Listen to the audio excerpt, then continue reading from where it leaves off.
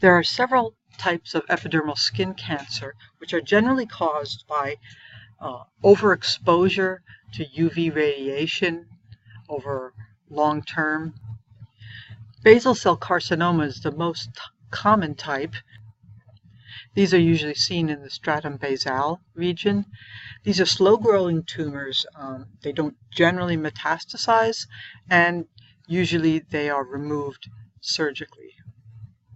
Now, squamous cell carcinomas are characterized by highly atypical cells in all of the layers of the epidermis. Usually you see a small patch or nodule surrounded by inflammation. In other words, it might look red or swollen. This type of cancer can metastasize to lymph nodes if the basement membrane gets disrupted. In other words, the cells actually get through the basement membrane and go to distal sites. The treatment is variable here, and I'll let you read about that. Malignant melanoma is the most serious and originates, as you might expect, from the melanocytes. These are lesions which have large foci with irregular contours, and they grow in all directions. They can extend from the epidermis down into the dermis. Typically, they're treated via surgery if they're localized, or chemotherapy if they're more advanced. Here's an image of a basal cell carcinoma. You can see the darkened areas at the basal region. It appears that it's just like a collection of those basal cells that are mitotically active, but this is the least malignant of the three. This contrasts with the malignant melanoma. You can see in the histology slide on the left the large darkened cells, the melanocytes here. On the skin surface, there are several cardinal signs: the asymmetric shape, the irregular border, the different colors that are present in the lesion, and the larger diameter. So a diameter greater than 6 millimeters is considered suspicious. Finally, skin repair is a process that occurs via regrowth from the epithelial layers. Primary union following surgical incisions or suture application reduces the area which has to be traversed by the newer cells, and that in turn minimizes scar formation. Secondary union occurs in traumatic wounds with far separated edges, and you have more extensive loss of cells and tissues.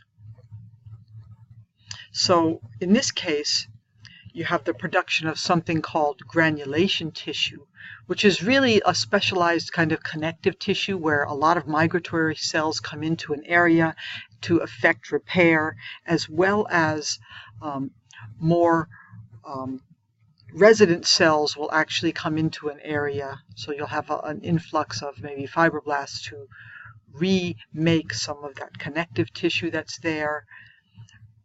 And this requires stimulated growth. So you have to have growth factors from other cells that come to the area and stimulate the cells to come in and start to repopulate this area with the proper matrix and cell combinations.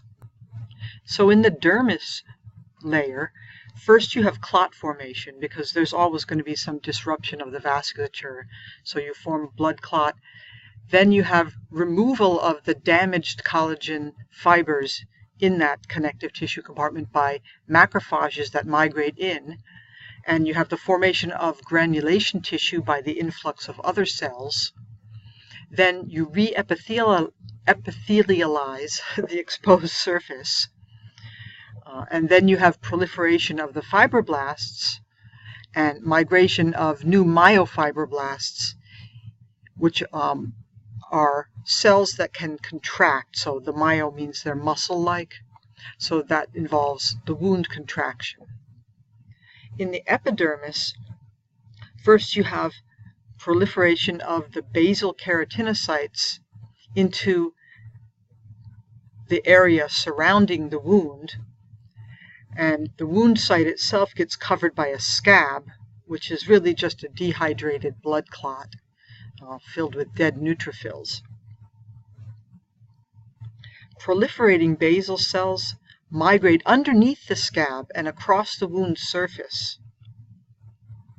So eventually, you're going to get them migrating all the way till the point where they meet from all of the edges of where the wound was, and you get a restoration of the multi-layered epidermis. But that takes some time. The overlying scab will eventually be sloughed off, just as the desquamating cells in the top layer of the stratum corneum are, once you have a fully re-epithelialized area. So this shows a full thickness skin incision, and you can see the scab. You can also see the basal area where you have mitotically active cells at the margins of the wound, and they're migrating underneath the scab in order to restore the layers of the epidermis. The dermis in this image is not yet remodeled. That takes a little bit more time to get remodeled and repaired properly, as was listed on the prior slide.